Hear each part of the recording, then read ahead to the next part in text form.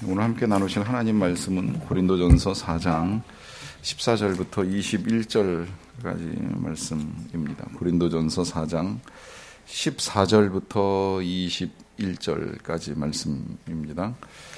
신약성경 267면입니다. 고린도전서 4장 14절부터 21절까지 말씀을 저와 여러분들이 한 절씩 교독하겠습니다.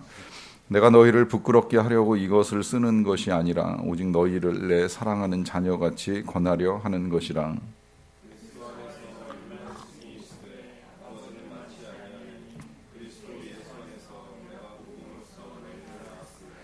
그러므로 내가 너희에게 권하노니 너희는 나를 본받는 자가 되라.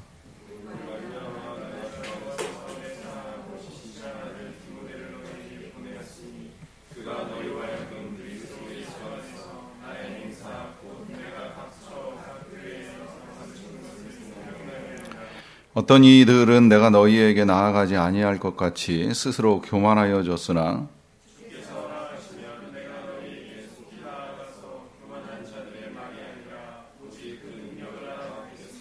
하나님의 나라는 말에 있지 아니하고 오직 능력에 있음이라.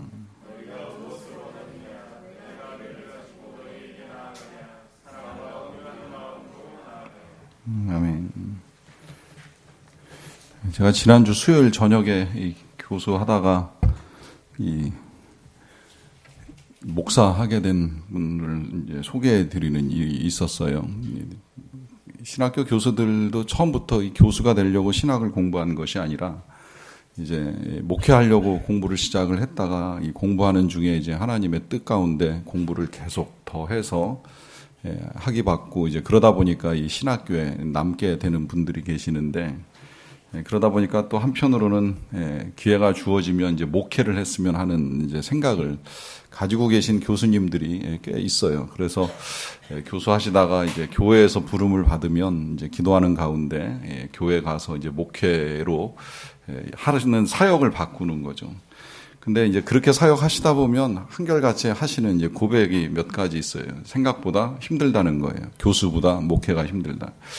거기 몇 가지 이유를 명확하게 밝힌 이제 목사님 이야기인데, 첫째는 이게 이제 매주 창작이라는 거예요. 교수는 어느 정도 강의안만 이제 갖추어 놓으면 또 특히 문과 교수는 이과 교수하고 달라가지고 이제 새로 연구하고 개발할 것들이 많지 않다 보니까 기본적인 강의 틀을 갖추면 그거 가지고 이제 매년 매 학기 반복하면 된다는 거예요. 그리고 학생들은 이제 졸업해 나가잖아요. 대학교 같으면 4년 만에, 또 신학교는 보통 3년 만에 이제 졸업을 해서 나가니까 학생이 바뀌니까 했던 거 또 해도 아무 문제가 없지요. 3년마다 한 번씩 했던 건 늘 반복해도 크게 문제가 안 된다는 거예요. 그런데 교인은 안 바뀌잖아요. 뭐 교인도 물론 이제 새로 오신 분들이 계시고 또 떠나시는 분들도 뭐 간혹 있습니다만, 이제 대부분의 성도님들은 한 교회 수십 년 출석을 하시기 때문에 했던 걸 또 하는 것이 쉽지 않다는 거죠. 그러니까 매번 창작을 해요. 또 창작을 한다고 해도 이 인간의 한계가 있어서 이제 반복되는 내용이 없을 수 없다 보니까 이제 이게 힘들다는 거예요. 그래서 창작이 어렵다 하는 이제 이유를 대기도 하는데, 이제 거기 더하여서 이것이 교수하고 다른 건, 교수는 물론 이제 이 신학교 교수는 달라야 된다고 저도 생각을 합니다만은, 어쨌든 교수는 이 영적인 부분보다는 지적인 부분에 더 비중을 두고 학생들을 가르치잖아요. 그러니까 어떤 면에서는 지식만 전달하면 되는 거예요. 본인의 영적 상태가 어떠하든지 그냥 가지고 있고 공부했던 것만 잘 가르치면 됩니다. 실제로 제가 신학교 다닐 때도 교수님하고 앉아서 식사할 때 내 영혼은 엉망이야, 근데 머리에 든 거 있으니까 가르치는 데는 큰 지장 없어, 이렇게 솔직하게 말씀해 주시는 이제 분도 뵙는 일이 있었는데, 그 반대로 이제 이 목사는 기본적으로 이 영적인 수준이 어느 정도 유지가 안 되면 가르치는 것이 상당히 어렵습니다.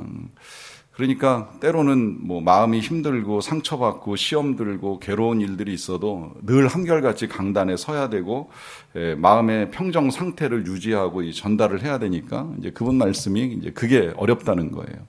집안에서 무슨 일이 있었던, 교우들과의 관계에 어떤 불편함이 있었던 그 모든 것들을 다 드러내지 않고 한결같이 이제 영적 영향력이 있는 메시지를 전달하는 것이 쉽지 않다. 이제 이런 고백을 하시는 거고요. 거기 이제 세 번째 어려움이 오늘 다루는 주제라고 할 수 있는 것인데 본을 보이는 겁니다. 이 말로만 전달해서 능력이 나타나는 것이 아니잖아요. 전한 대로 살지 못하면서 전하는 것이 쉽지 않잖아요. 그러니까 가르치는 대로 이제 살아야 될 책임이 있는데 이 본을 보여주는 건 그 어떤 것보다도 이제 힘들다. 이제 이런 말씀을 하시는 것을 이제 보는 일이 있었습니다. 100% 다 공감을 해요. 저 역시도 이제 매일 매주 새로운 것들로 전해 나가는 일이 쉽지 않다 하는 생각을 하고, 거기에 더하여서 늘 한결같은 이 영혼의 상태를 유지하는 것도 쉽지 않거니와, 본을 보이는 문제에 있어서는 나름 애를 써도 어렵다는 생각을 하고, 또 실제 혹 정말 제가 교만하게 말해서 본을 보인다고 해도 이제 과거와 다르게 이 보고 따라 오시는 분들이 계실까라고 하는 이 의심까지 더하여지면서 이 문제는 이제 더 어렵다는 생각을 하게 됩니다. 그럼에도 불구하고 이제 오늘 이 다루게 되는 주제, 이 그리스도의 일꾼 세 번째로는 이제 본에 초점이 맞춰져 있다는 걸 이제 볼 수가 있는데, 제가 솔직히 이제 오늘 이 다루는 주제가 너무 어렵다 보니까 다른 분들은 이 부분을 어떻게 설교했나 하는 궁금함도 가지고 이제 다른 분들 이제 메시지를 보는 일도 있었어요. 보다 보니까 아예 대놓고 그렇게 말씀하시는 분도 계시더라고요. 저 본받을 거 없어요. 본받지 마세요. 그리고 그냥 바울만 본받으세요. 그냥 그렇게 말씀하시는데, 저게 맞다. 이제 이런 생각도 들었어요. 진짜 저도 그렇게 말하고 싶어요. 저 보고 배울 거 없어요. 그냥 바울을 본받으시고, 왜 바울은 우리가 본받을 수 있는가라고 하면, 바울은 그냥 예수님 보고 예수님 따라간 사람이에요. 그리고 그게 우리의 삶이 되어야 한다는 거죠. 그러니까 우리가 바울을 잘 보고 바울만 따라가도 진짜 잘 사는 것이다라고 이야기할 수 있겠는데, 그럴 만큼 우리가 가진 것을 보여준다라고 하는 건 어려운 일이다라고 하는 것을 전제하면서, 그럼에도 불구하고 그럼 바울을 통해서 드러난 이 그리스도의 일꾼은 어떠해야 되는가 하는 문제를 이제 오늘 본문 통해서 함께 나눠보도록 하겠습니다. 먼저 4장 14절 말씀인데요. 내가 너희를 부끄럽게 하려고 이것을 쓰는 것이 아니라 오직 너희를 내 사랑하는 자녀같이 권하려 하는 것이라 그래요. 자, 여기서 이제 지금까지 써왔던 내용들을 바울이 어떤 면에서는 이제 정리하고 있다 할 수 있습니다. 오늘 읽는 이 4장 14절부터 21절까지는 지금까지 읽어온 고린도전서 1장부터 4장까지의 소결론이라고 할 수 있습니다. 이제 다음 주에는 이제 또 다른 주제가 나오게 되는데, 그 주제가 나오기 전까지 지금까지 썼던 내용을 가지고 말씀하시는 것인데, 지금까지 써왔던 이 내용은 이 고린도 교회 성도들을 부끄럽게 하려고 하는 것이 아니라 그러잖아요. 뭐가 그들에게 부끄럽게 하는 일이 될 수 있어요? 요 직전에 끝부분에 와서 바울이 이제 조금 이제 리얼하게 이런 표현을 사용을 했죠. 나는 지금 종노릇하고 있다. 썩어질 찌꺼기처럼 아니면 더러운 것처럼 돼버렸다. 곧 죽임당할 노예 중에 노예처럼 끌려가는 상태에 있다. 이러면서 자신의 비참함을 그냥 그대로 드러냅니다. 반면에 너희는 왕노릇하고 있구나. 너희들은 벌써 하늘나라에서가 아니라 이 땅에서 니들이 왕노릇을 하고 있구나라고 하면서 이 고린도 교회 성도들을 강하게 책망하는 일이 있었습니다. 조금이라도 양심을 가지고 그 편지를 읽은 성도라고 하면 부끄럽죠. 자신들은 왕노릇하면서 누가 훌륭하네, 누가 부족하네 판단하는 일을 해왔는데, 그 판단의 대상이 되었던 사도 바울은 죽을 고생하면서 만물의 찌꺼기같이 사역을 해왔다는 사실을 다시 확인하게 되면 이게 얼마나 부끄러운 일이 돼요. 저 자신도 부끄러우니까 진짜 이 단원을 가르치기가 쉽지 않다고 말씀을 드리는데, 그러나 사도 바울이 우리에게 알려주는 건 우리를 부끄럽게 하려고 이것을 쓰는 것이 아니라 오직 너희를 사랑하는 자녀같이 권하려 하는 것이라라고 하면서, 이 권면이라고 하는 것이 사랑하는 자녀같이 이제 권하는 데서 진행된다라고 하는 걸 알려줍니다. 이제 그런 면에서 이어나가는 일꾼의 태도를 몇 가지로 정리한다라고 하면 오늘 이제 사랑으로 권면하는 이 태도를 사도 바울이 보여주고 있습니다. 뭐 목사가 설교를 통해 성도들을 권면할 수 있고 또 여러분들이 성도들 간의 여러 가지 교제와 나눔 속에서 서로를 위해서 좋은 말씀들을 많이 해줄 수 있다고 생각을 합니다마는 어떠한 형태의 권면이든 가능하면 우리가 사랑으로 권면해야 된다라고 하는 것입니다.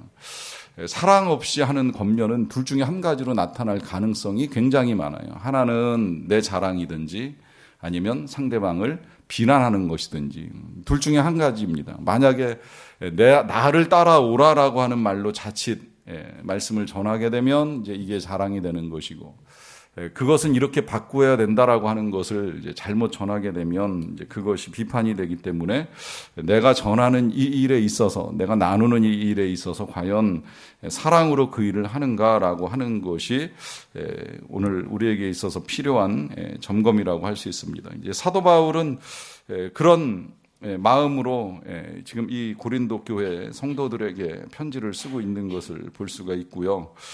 그러면서 이제 15절로 이렇게 이어나갑니다. 그리스도 안에서 일만 스승이 있으되 아버지는 많지 아니하니 그리스도 예수 안에서 내가 복음으로써 너희를 낳았음이라 그래요.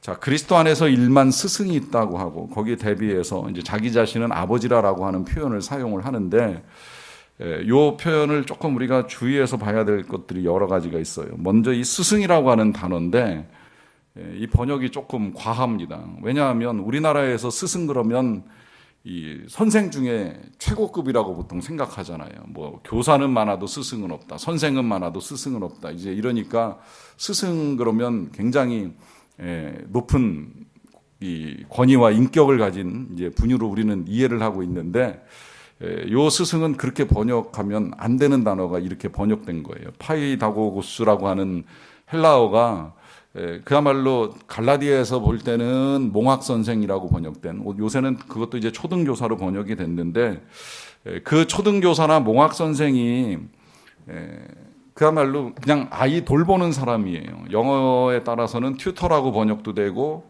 트레이너라고 번역도 됩니다. 그러니까 절대 스승은 아니라는 거예요.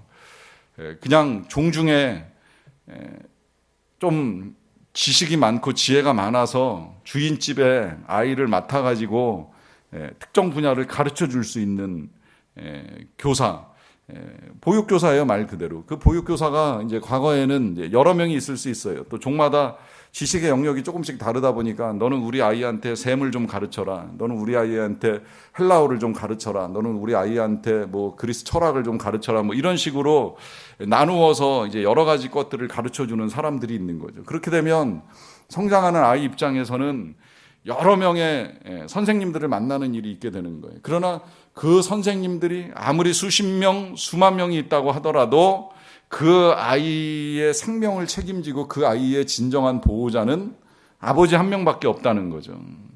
그러니까 사도 바울이 그리스도 안에서 일만 스승이 있지만 아버지는 많지 아니한 것처럼 그리스도 예수 안에서 내가 복음으로써 너희를 낳았다 그래요. 복음으로써 낳았다. 자, 여기 이제 그 다음에 이제 우리가 주목해야 될 표현이 아버지라라고 하는 표현이 나오면서 거기에 뭐라고 말을 하냐면 복음으로 낳았다라고 합니다.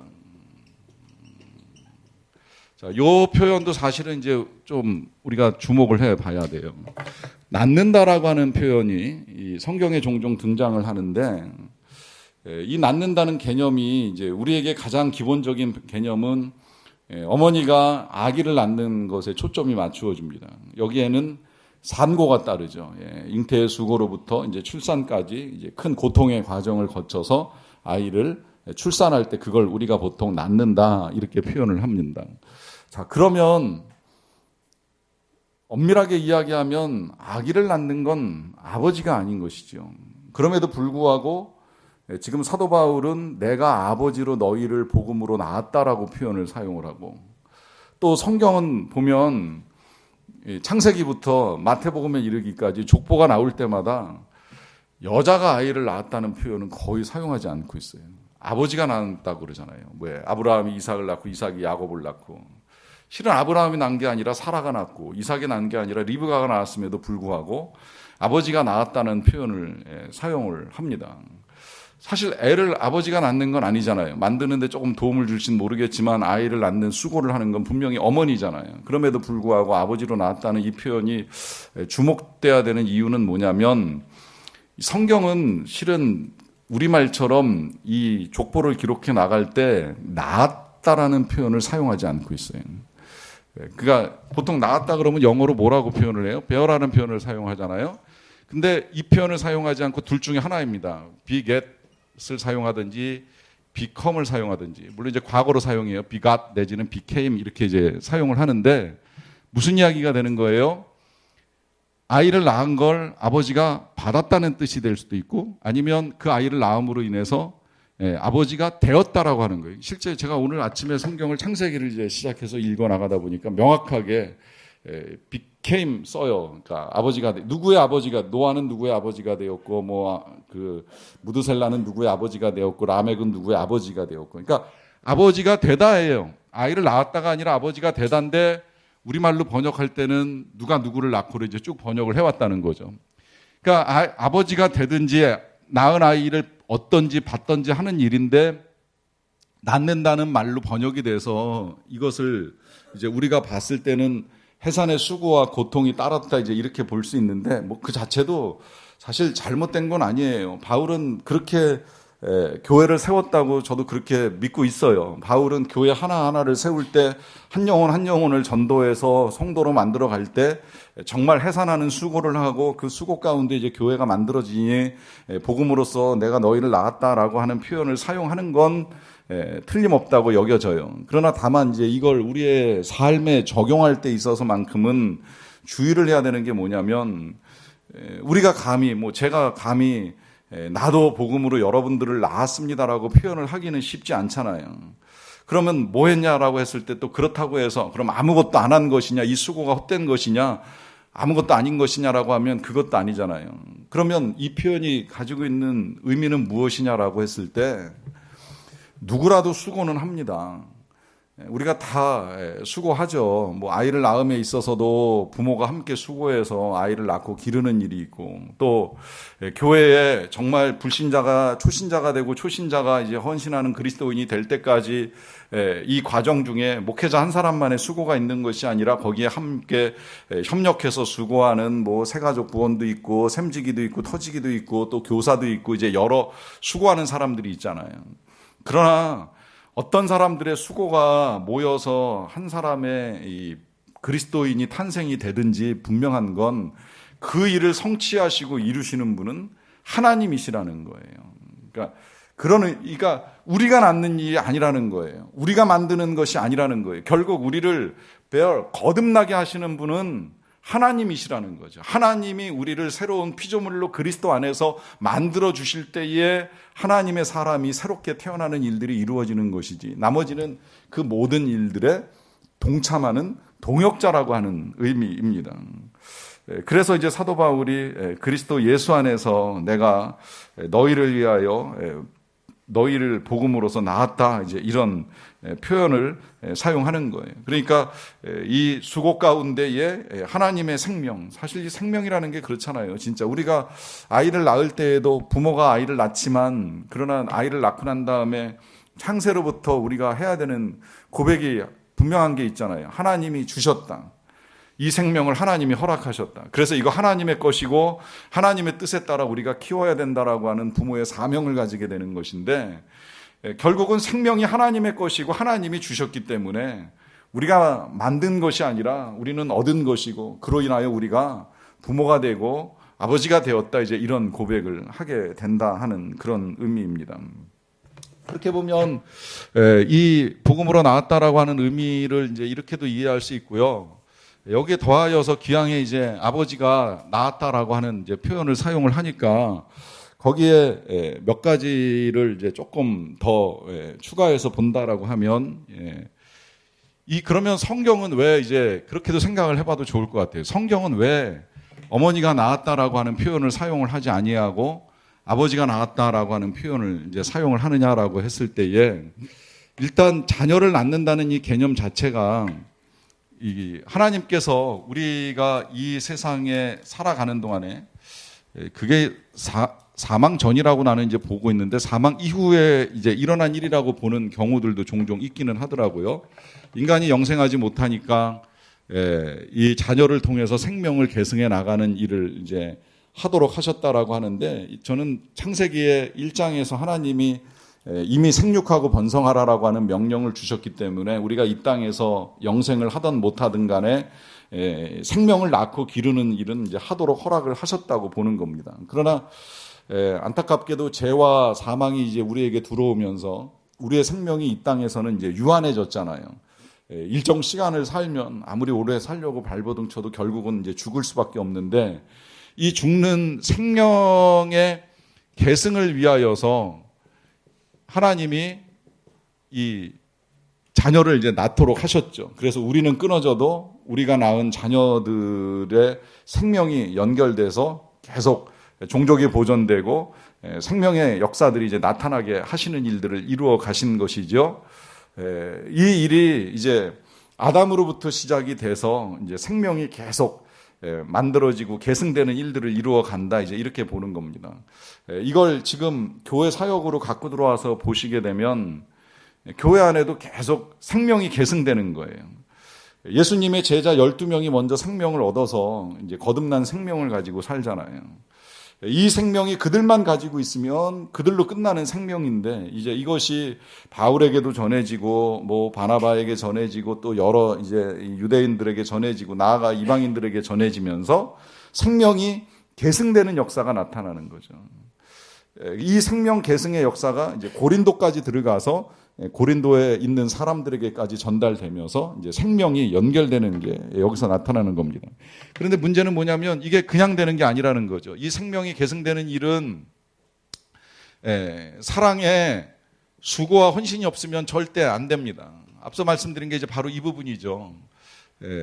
생명이 그냥 만들어지는 것도 아니고 만들어진 생명이 그냥 자라가는 것도 절대 아니에요. 반드시 누군가의 수고가 필요합니다. 때로 뭐 태어나자마자 버려지는 생명들이 간혹 있긴 합니다만 결국은 그 생명도 만들어질 때는 누군가의 사랑에 의해서 만들어진 것이고, 또 버려졌다 할지라도 그 생명이 성장하는 과정 중에는 누군가가 데려다가 기르고 양육하는 수고를 했다는 거죠. 마찬가지로 이 영의 생명도 이 계승되는 절차와 함께 누군가 이 사랑의 수고와 헌신 가운데 이루어지는 일이 있었고, 그 사랑의 헌신과 수고가 이루어지는 과정을 누구는 그렇게도 표현을 하더라고요. 이것을 축제적 헌신이라고 이야기합니다. 축제적 헌신. 참 좋은 표현이라고 생각이 돼서 이제 나누는데, 이 생명을 양육해가는 과정 중에는 진짜 말 그대로 헌신, 부모의 수고가 따라요. 부모들이 굉장히 고생해요. 특히 어머니들이 고생을 많이 하죠. 그러나 그 고생은 절대 헛수고가 아니라는 거예요. 축제적 헌신이라고 표현하는 건 기쁨의 헌신이라고 하는 겁니다.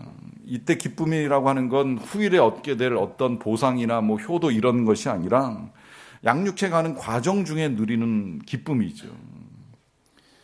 이 기쁨이 있다는 거예요. 그러니까 교회 안에서도 사실 그런 기쁨이 이제 드러나잖아요. 초신자가 교회에 왔을 때 이 초신자가 아무것도 모르는데 조금씩 변해서 주님을 알게 되고 신앙을 갖게 되고 믿음으로 살아가는 모습을 보면 이 자체가 기쁨이에요. 여러분, 그런 의미에서는 여러분들에게 기회가 닿는 대로 이런 헌신의 기회들을 불편하고 부담스럽게만 생각하지 마세요. 그 자체가 주는 보람과 기쁨은 이루 말할 수 없는 거예요. 우리 누가 그런 제안도 저한테 하시더라고요. 초보자가 초보자를 좀 가르치는 시스템, 그러니까 1:1 지도자가 1:1 제자 훈련을 하는데 그 지도자가 꼭 유능하지 않아도 좀 한번 해볼 수 있도록 하시면 어떻겠느냐라고 하는 제안도 제가 받는 일이 있는데, 제가 듣고 나니 좋다고 생각을 했어요. 왜냐하면 사람이 듣는 데서만 성장하는 것이 아니라 가르칠 때 더 성장하거든요. 아무래도 가르치다 보면 본인이 준비도 해야 되고 기도도 해야 되고 하다 보니까 가르치는 과정 중에 실상 은혜를 받는 건 배우는 사람보다 가르치는 사람이 더 은혜를 받을 수 있다는 거예요. 그러니까 이 은혜를 경험하도록 이 1대1 지도자들을 그렇게 세워보시는 거 어떻겠느냐 하는 제안을 하시는데 제가 맞다고 생각을 했어요. 거기에 축제적 헌신이 있는 거예요. 가르치는 건 수고로운 일이지만 본인이 얻게 되는 기쁨은 축제가 되는 거죠. 이제 그러하니 이와 같은 일들을 통해서 양육이 이루어진다라고 하는 겁니다. 다만 이제 여기에 한 가지 더 어려운 건 뭐냐면 이 헌신 속에 때로 사랑의 인내가 필요합니다. 인내. 이 인내 부분은 뭐 여기 부모님들이시니까 대부분 다 아시리라고 생각을 하는데 이 때로 자식을 양육해가는 과정 중에 인내 없이 안 되는 부분들이 있잖아요. 참아내야 될 부분들이 있죠. 견뎌야 돼요.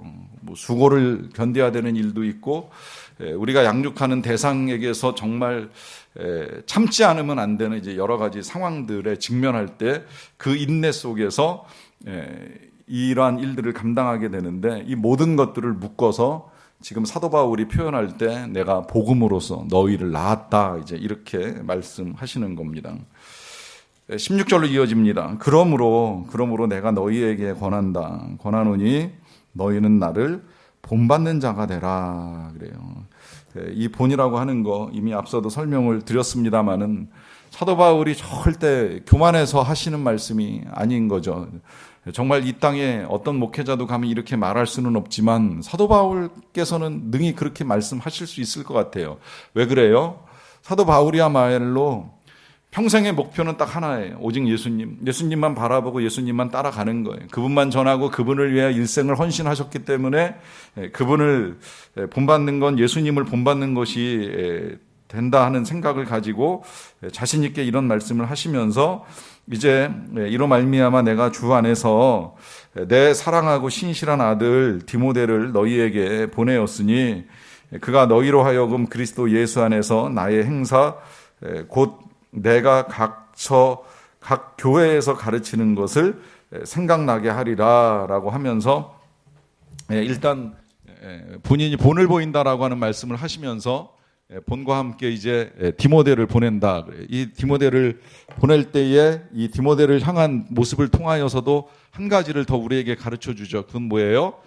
신실하게 이제 사랑한다라고 하는 거죠. 신실하고 사랑 받고 신실한 아들이라고 하면서 이 디모데를 이제 앞서 보내는 것을 말씀하시면서 그가 내가 지금까지 가르친 것을 다시 이제 생각나게 할 것이다. 이 다시 생각나게 한다는 건 결국 무슨 이야기예요? 혹 들었던 것을 또 듣게 되는 일이 있을지라도 그것이 필요하니 다시 전달하는 일이 있게 될 것이다라고 하면서 이제 이 디모데를 맞이할 것을 부탁을 합니다. 아마도 이 편지를 쓰기 전에 먼저 디모데를 보내었을 거라고 보통은 그렇게 여겨지고요. 그런 당부 이제 하는 것으로 여겨집니다. 자, 그러고 난 다음에 이제 계속 18절로 넘어가서 말씀합니다. 어떤 이들은 내가 너희에게 나아가지 아니할 것 같이 스스로 교만하여졌으나 주께서 허락하시면 내가 너희에게 속히 나아가서 교만한 자들의 말이 아니라 오직 그 능력을 알아보겠다 그래요.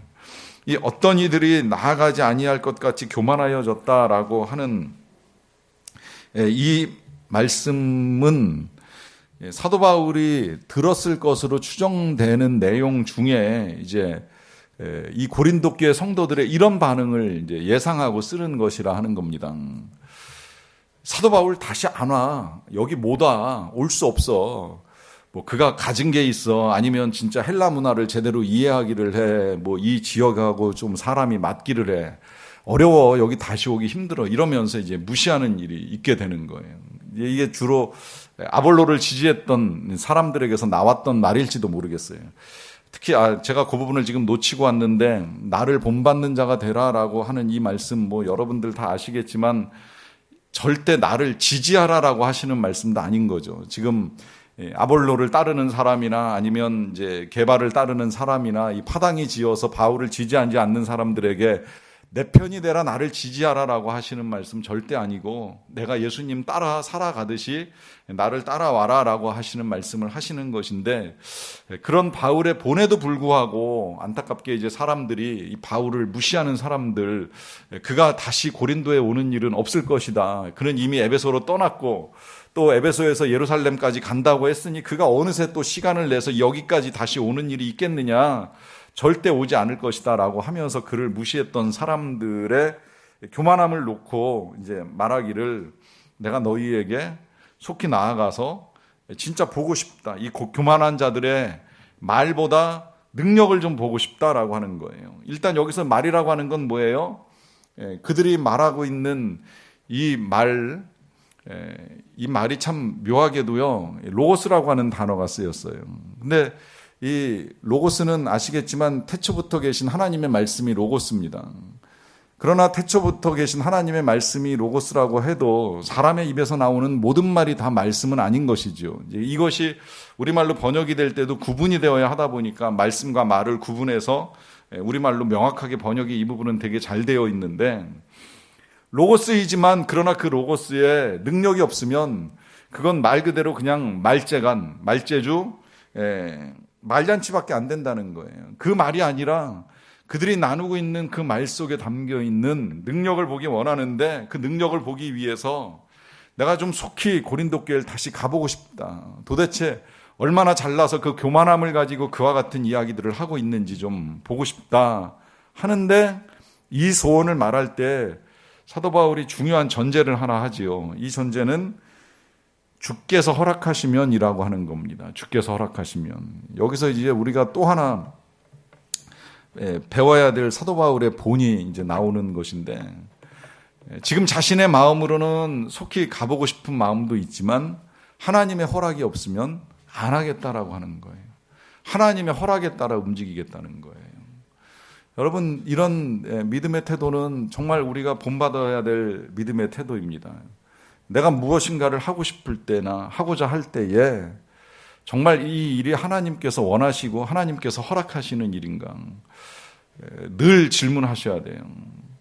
물론 질문할 때 하나님이 다 말씀하시는지를 우리가 들을 수 있는지 없는지는 사람에 따라 뭐 조금씩 다를 수 있지만, 듣고자 하면 하나님이 분명하게 답을 주시는 분이시라고 저는 확신을 하고 있기 때문에 여쭤보세요. 그리고 평안 가운데 응답을 구하세요. 하나님의 응답은 반드시 기쁨과 평안으로 나타나게 되어 있지 우리 마음의 무거움이나 혹은 불안으로 나타나지 않기 때문에 여쭤보고 허락하시면 이제 그 일을 할 수 있는 거예요. 물론 그 일 또한 진행해 나감에 있어서 여건이 허락돼야 돼요. 사도 바울이 그 부분에 있어서 이제 하나님의 이 허락을 구하는 거예요. 여건이 허락돼야지 여비도 구하고 움직일 수 있는데, 지금 하나님의 뜻은 예루살렘에 가서 이제 또 해야 될 일들이 있다 보니까 이제 허락지 아니하시는 걸 어느 정도는 이제 알고 계시는 것이라 이제 그렇게 여겨집니다. 자, 그렇다면 사도 바울이 알아보겠다라고 하는 이 능력은 과연 무엇일까라고 했을 때에 이제 넘어가서 20절 봅니다. 하나님의 나라는 말에 있지 아니하고 오직 능력에 있음이라라고 하면서 이 하나님의 나라가 능력에 있다는 사실을 강조합니다.